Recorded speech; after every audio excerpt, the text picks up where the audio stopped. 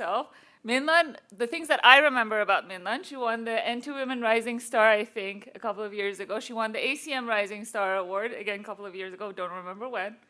And I'm going to just let her present Defane. Thank you, Bernard, for organizing the events. So I put my affiliation in Princeton because this is a talk when I was a graduate student at Princeton. This is my first SIGCOMM talk. Not my first SIGCOMM, I attended in 2008. And at the time, when I was a grad student, I'm a very shy student. It's very hard for me to talk to many strangers in the conference, overwhelming for me.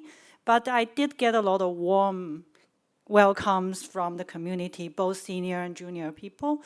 For example, for this talk, I did a lot of practice talk on site, making changes of slides on site. First with, of course, lab mates from the same group, but also there are graduate students who I met at that conference gave me feedback. We did practice talk together as well, and that leads to the change of the last slide of the talk, which you'll see.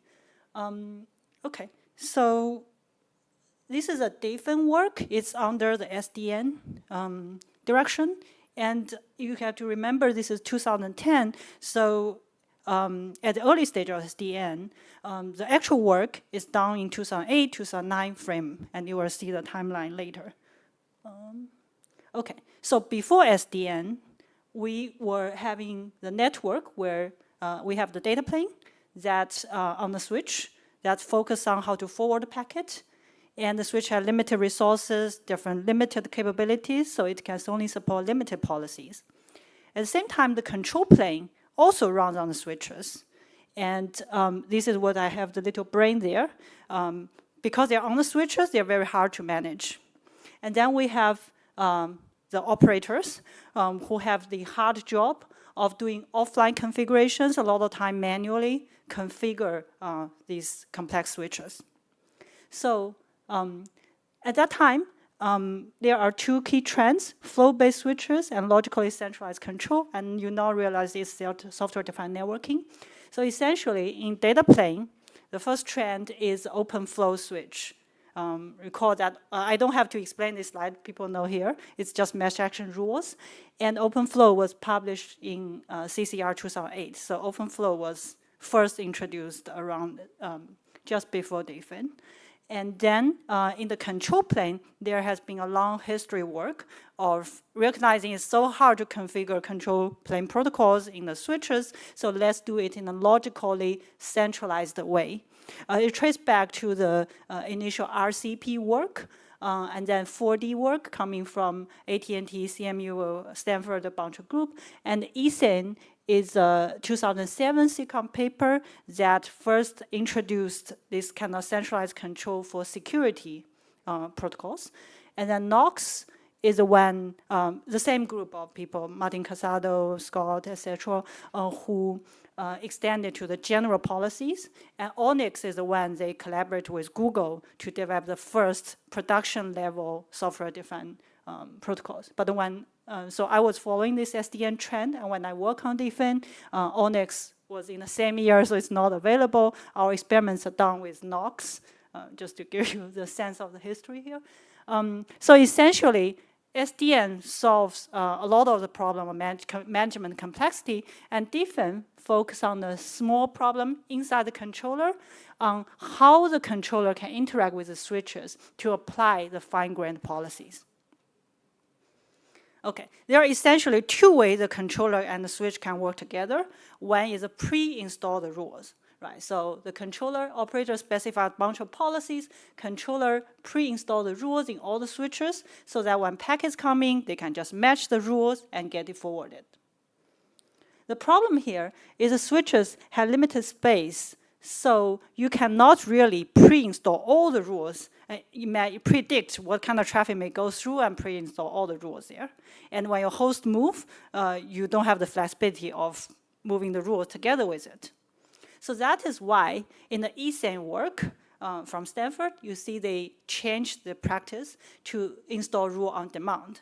So the idea is that when the first packet comes in, the switch talk to the controller install on demand, rules on demand, and then all the follow-up packets you can just forward based on the rules.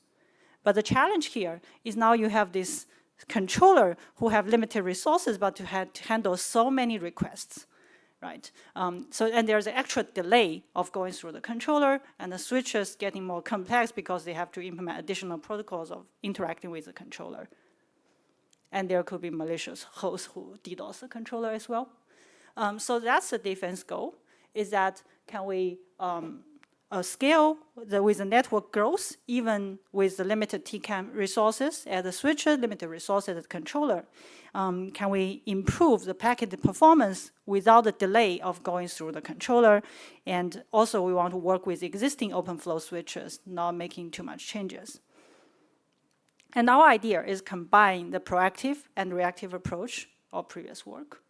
So DFN essentially had two stages. The first stage, we proactively do things. So the controller proactively generates rules and installed on the switches, but not on all the switches, on the subset switches, which we call authority switches. So here's the installation process. We have a bunch of rules. They are in a multi-dimensional space, wildcard rules, and we partition the space into multiple partitions, and we just put these partitions into a set of switches. And then in addition to that, the controller will install the partition information to all the switches. So every switch knows where to look for the rules. And then when the second stage is the reactive stage. So what it means is that when the first packet comes, now the switch don't talk to the controller, but instead redirect the packet to the authority switch, which has a partition of the rules, and then forward it based on that. In addition to that, the authority switch would reactively cache the rules to the ingress switch, so all follow-up packets will hit the cache and get directly. So you can see the main difference with the previous reactive approach is that now the first packet takes a slightly longer path in the data plane instead of going through the controller. All the follow-up packets is done in the same way in all approaches. So what do we mean by authority switches? How do we select them? Well, these authority, how do we know which authority switch to send the packet to? Well, you can see each authority switches maintain a partition of the space, and it's actually very easy to describe the space. Because it's just rectangular space, you can have a wildcard rule to say which region this rule belongs to. So that's actually naturally already implemented with the match action tables in the switches. And hashing doesn't work here. Okay, so then with this idea, what actually happens is the ingress switch have partition rules to the authority switches and have caching rules. And then authority switch are just a logical idea. Any switches can have different types of rules. The cache rules are only in ingress switches, reactively installed by authority switches. Authority rules are in authority switches and proactively installed by the controller. The partition rules are in every switch, which can be proactively installed by the controller to direct the packets. And these are the priorities because if a packet hits a cache rule, it doesn't need to go through the longer process. And I will skip the rest of the slide. As you can see, we demonstrate it's actually minimum changes to the existing switcher. We just need to add the cache manager.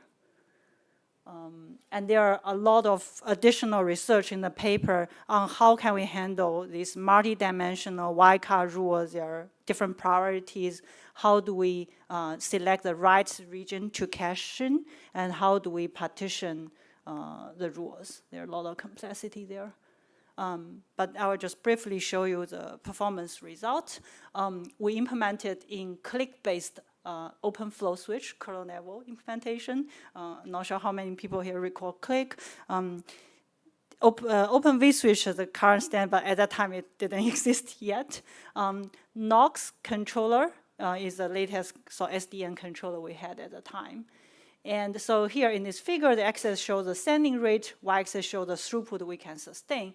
and we were just using one authority switch. And here, each flow, we have single packet flow because that's the only the single packet different in different approaches.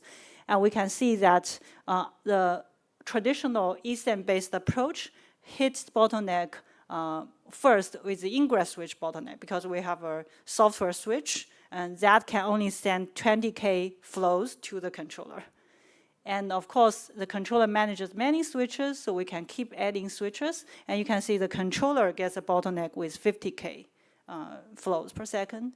And DFN, of course, we do everything in switches. So even just with one authority switch, we're able to scale to 800K. And as your network gets larger, you simply naturally scale with more authority switches. So this is the last slide I add on site. So that shows that what DFN essentially is doing is to rethink about the two approaches. We think about network management. The traditional network is a fully distributed way, right? All the brains are on individual switches. So that's hard to manage. The SDN, the first generation of SDN was in a logically centralized way. So that's not scalable because of the controller and many other resource bottlenecks. So DFN is trying to have some sweet spot in between that achieves scalable management. It gives the logical centralized controller still in charge. They still configure policies there, but the switches are essentially host a distributed directory of rules to manage things. And so this is the last slide in retrospect after DFN, how SDN has evolved. The view of DFN is along the same line of work that views many switches should work together as a giant virtual switch. So there have been many of my own works and other people's work who try to extend this idea. How do we provide a resource pool of rules to support different tasks, such as access control, telemetry, intrusion detection, and many other functions. Switches getting smarter from open flow switches to P4 switches. So there are a lot more work in realizing the virtual giant switch with P4 switches as well. And then in roughly the same timeline, 2009, Open vSwitch was released and followed up with startups, Nicira, and incorporated with VMware, acquired by VMware, etc. And the difference with the traditional SDN view is that the Open vSwitch just only states rules at the edge. So that's quite different with DFN. We have authority switch and ingress switch, the separation of edge and core. Here, all the rules are managed by the edge. But all the rule management algorithms, like how do we partition rules, redirect rules, caching them, are inherited still in such design. And of course, still developed today. And the whole DFN trying to rebalance the centralized design and decentralized design. And interestingly, we can see it's still a battle today. You will see a talk from Berkeley people tomorrow, DSDN, decentralized SDN. Of course, viewing the design space quite differently, but we're still battling on what function we should implement, centralized versus decentralized.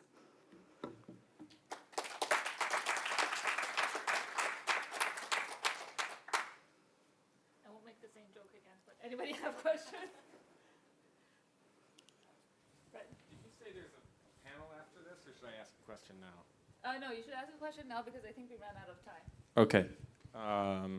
So it's great to see this talk again. Actually, I think it wasn't at the SIGCOMM', but I definitely read the paper at the time. So this is a question actually for all three of you who presented. So, Minlan, you were doing this work at the very beginning of software-defined networking, and Lishan, you were doing your work kind of at the beginning of the explosion of commercialization of the internet. And Ken, you were doing your work at the beginning, almost the beginning of the internet. So,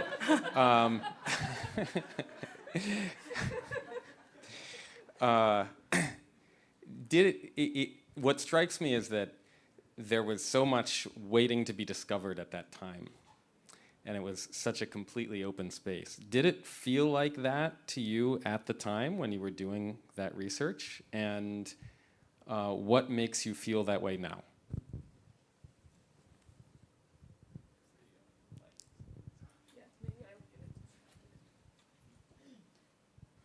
Maybe you guys can take turns. Well, I don't remember. Well, I remember thinking, yeah, there was a lot to do. It was starting to become clear that TCP/IP was going to take over the world, and but you know, there was no web, there was no World Wide Web at that point. There was FTP and email, basically, and we had no idea how. I think we didn't realize how important the architecture was going to be, the end-to-end principle and doing things at the edge and all of that. I think one of the things that makes me think about now is the realization that the ecosystem is really important, right? The money flow has a big influence on a lot of things and things we can do and can't do. And I think there's still a lot of stuff to do there. So I echo the early response I had to a question. Basically, when I started, we started with curiosity, right? But later on, I realized you guys have, like younger people, have so much more resource than I do. Then I remember when I read Tim Griffin's paper, it was hard copied from the Xerox copy machine. And I basically, you know, it was a hard, I remember Jane gave me a hard copy and I said, oh, I should read this, right? So immediately. But then I thought for younger people, you should really realize how much more resource you have and you can achieve much more than that. So that's what I would say. Yeah. Yeah, so this is about telling stories. I'll just answer the question with stories again. I think I was a graduate student. I didn't realize how big the trend is. So how I started the project was my advisor, Jan Rexford, handing me this CCR paper, open flow CCR paper, just getting published in 2008. He was saying to me, this will be a big thing. Read it and do some research on it. And I didn't realize, you see, it's not a SIGCOMM paper, like it's a CCR paper. So what I read is a lot of rule management there. I didn't read the vision out of it. Only after working a lot on this, I start to realize how important it is. And I think from in retrospect about the SDN trend, I think we did get the problem right. Like management was hard. We need solutions for that. But we do struggle. I mean, the whole community, we tried a lot of different approaches. As you can see here, we thought that inside the switches, a lot of rules would happen. But the product, the most important, influential product was actually at the edge. So a lot of the small design decisions we may get wrong. I think that means like getting the problem right seems a lot more important first step to working on really big directions. Yeah. So G.D. Chen from University of Minnesota, I have some other follow-up question, right? So if you look at the paper you guys have done, in a sense, academia kind of leading the industry in and kind of looking at some of the deeper fundamental problems, especially, for example, leashing was, I know at the time people actually don't quite know how to configure BGP, then leashing work can shed light on how you should actually think about the rules, configuration. Same thing with what work Minlan you are doing, right? So, but if you look at more recent SIGCOMM, right, so a lot of things we kind of, academia seem to be follow industry. I know Scott is not here anymore, right? He was talking about we need to kind of take more risk. So I want to kind of ask you guys, think about what are the kind of important questions the networking community should think about, what much deeper question, instead of just following the industry doing, which I think is still important. We want to be able to solve real world problem also. But on the other hand, probably for the graduate student in the room, it might be better to think about, hey, what is the next thing we can create that can transform the world? Our networking basically is too mature, then we should just kind of fixing some kind of smaller problems. What you guys thought?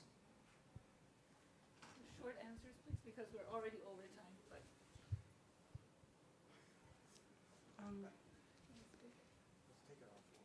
Maybe, yeah, okay, we're taking it offline. So I want to say one thing before we end. I think what my intention for holding this session was kind of showing the legacy of SIGCOMM that we have and what we all should work to protect, I think, moving forward. So I think that's one of the thoughts that I want you to leave with. As you get called on to review papers, to submit your reviews on time, submit good quality reviews, because we want to see more and more papers like this in the future as well. Thanks.